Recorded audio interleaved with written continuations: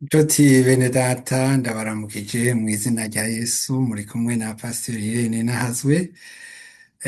Hari haheze iminsi tutaganira ariko ubu nagarutse kugira ngo tuganire ku majambo y'Imana. Ico tugira tuvugane kuri uno munsi ni amajambo Yesu yabwiye intumwa ziwe ati nimwitwararike ubwa mbere na mbere ubwami bw'Imana. Nimwitwarike ubwa mbere na mbere ubwami bw'Imana n'ukugororoka kwayo, niho ivyo vyose muzovyongerwa. Amen. Abantu dufise imyitwarariko myinshi cane mu buzima. Gufungurira umuryango, kwambara, kurera, gushigikira umuryango canke abagenzi, kurondera aho kuba, kwibeshaho, kwinezereza n'ibindi n'ibindi. Bituma umuntu arivyo yitwararika, akavyitwararika cane, mbere akarondera no kubishira imbere y'ibindi. Iyo umuntu abibuze canke akehaniwe muri bimwe, agira umutima uhagaze, akiganyira. Nico gituma rero iri jambo ryaje, reka turisome muri Matayo 6 kuva kuri 24, niho hadusigurira. Kuri Matayo 6 kuva kuri 24, ntawusaba abami babiri, kuko yokwanka umwe agakunda uwundi, canke yoguma kuri umwe akagaya wa wundi. Ntimushobora gusaba Imana n'itunga. Nico gitumye ndababarira nti ntimukiganyire amagara yanyu ku vyo muzorya canke ku vyo muzonywa, canke umubiri wanyu ku vyo muzokwambara. Mbega amagara ntaruta ivyo kurya? Canke umubiri nturuta ivyambarwa? Nimurabe ibiguruka vyo mu kirere, ntibibiba, ntibishwabura, kandi ntivyimburira mu bigega, ariko So wo mw'ijuru arabitunga. Mbega mwebwe ntimubiruta cane? Ninde muri mwebwe yoshobozwa n'amaganya kwisumvya uko yareha n'ukuboko kumwe?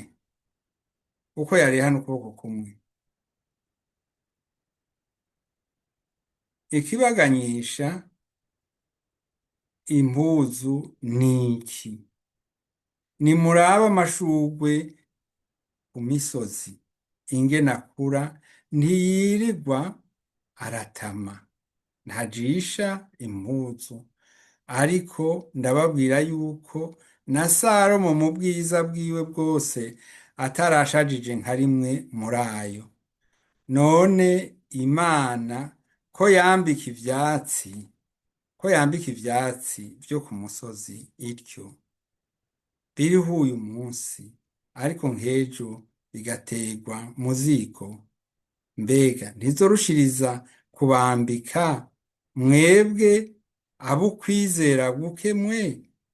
Nuko ntimukiganyire ngo tuzorya iki, canke tuzonywa iki, canke tuzokwambara iki.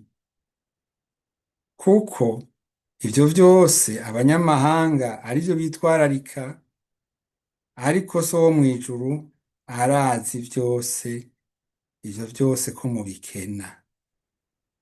Arazi ivyo vyose ko mubikena. Ariko mubanze mwitwararika ubwami bw'Imana no kugororoka kwayo, niho ivyo vyose muzovyongerwa. Ntimukiganyire ivy'ejo, kuko umunsi w'ejo uzoba wiganyira ivyawo, umunsi ukwiranye n'amagorwa yawo. Haleluya. Imana yaraturemesheje, birashika umuntu akabona ibintu nkena biriko biragenda, akagera ahaganya, akagera aharuha. None nico gituma rero uno munsi aya majambo yaje ku bwawe, kugira ngo ntusubire kuganya, kuko Imana irabizi ivyo uriko uracamwo. Dawidi yari umwami, umwami atwara igihugu, ico gihugu citwa Isirayeli. Yarasenze aravuga aya majambo, nayo dusoma muri Zaburi ya 27, agace turasoma mu murongo wa 4 gushika ku w'icumi, hanyuma dusome n'uwa 14. Avuga ati ico nsaba Uhoraho ni kimwe, nico nzohora nitwararika, ni ukuba mu ngoro y'Uhoraho iminsi yose y'ubugingo bwanje, nkaraba ubwiza bw'Uhoraho, nkihweza urusengero rwiwe. Kuko ku munsi w'amagorwa azonzigama akambisha mw'ihema ryiwe, mu bwigobeko bwo mw'ihema ryiwe niho azompisha, azonshira hejuru ampagarike ku gitandara. N'ubu umutwe wanje uzoshirwa hejuru y'abansi banje bankikije, nanje nzotangira ibimazi vy'umunezero mw'ihema ryiwe. Nzoririmba, ego cane nzoririmba amatazirano y'Uhoraho. Uhoraho we, umve gutaka kw'ijwi ryanje, uteke ungirire ikigongwe, unyishure. Wavuze uti nimurondere mu nyonga hanje, umutima wanje urakwishuye. Uti mu nyonga hawe ndaharondera Uhoraho. Ntumpishe mu nyonga hawe, ntiwirukanishe umusavyi wawe uburake. Ni wewe wahoze uri umutabazi wanje, ntumpebe Mana y'agakiza kanje. Niyo data na mama bonta, Uhoraho azonyitorera.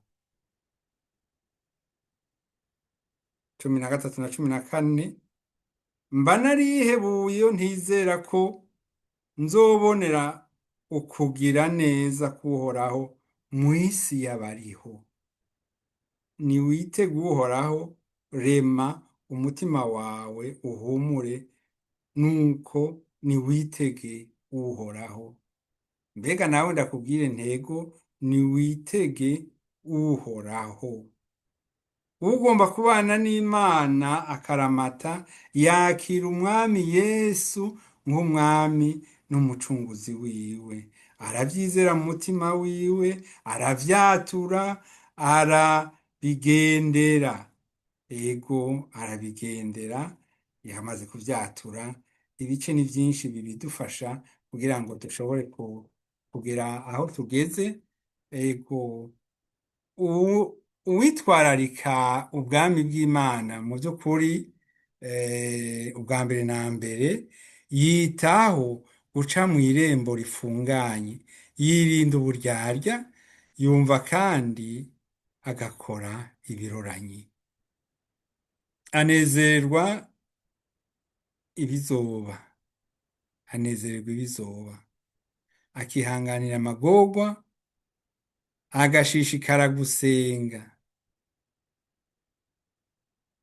agabaniriza abera uko bakenye, ashishikara gutanga indaro. Akwiye kwihangana, akwiye kubeshwaho no kwizera. Niyo yiyonjora ntazohimbara umutima w'Imana. Agwana intambara kandi azi neza ko abikiwe n'umwami igitsibo ciwe, nabo bose cyo kimwe nabo bose bakunze ukuza kwa Yesu Kristo. Amenya yuko Yesu ari Alfa na Omega, ni intango n'iherezo. Ari mu nzira kandi aza vuba. Umuntu wese azoronswa ibyo bikwiranye. Ego, uko niko bimeze, uwitwararika ubwami bw'Imana ubwa mbere na mbere amenya ayo majambo akayagendera. Nshuti bene data, ndabashimiye kuri aya majambo tuhejeje kuganira muri kano kanya, nizeye ko muyashize ku mutima. Ego, kera mu kibano bavuga ngo ngo akakagwa ngo ugahe umutima ntugahinda ngo kuko inda ntibahomora. Ego, aya majambo uyaha umutima ntuyahinda kuko inda ntibahomora. Yesu rero abahezagire. Mwari kumwe na Pasiteri Irene Nahazwe. Uhoraho Mana yacu, turagushimiye kuri aka kanya keza uduhaye n'aya majambo y'inkoramutima uduhaye. Turakweretse aba bose bayumvirije n'abazoyumviriza kugira ngo ababere kuri bo itara ku birenge byabo, abafashe mu rugendo bafise rwo kwizera. Databuja, uzotuye kubonana amaso mu yandi, ca gihe uzoza kudutora, kuko ngaha ijambo rije kutubwira ngo Alfa na Omega ari hafi, ari mu nzira ntagitevye, kandi turavyizeye. Warakoze kuko ushikana isezerano. Turakwizeye kandi turakwiteze, Mwami Yesu. Uragahora ku ngoma. Ishimwe n'icubahiro vyawe. Amen.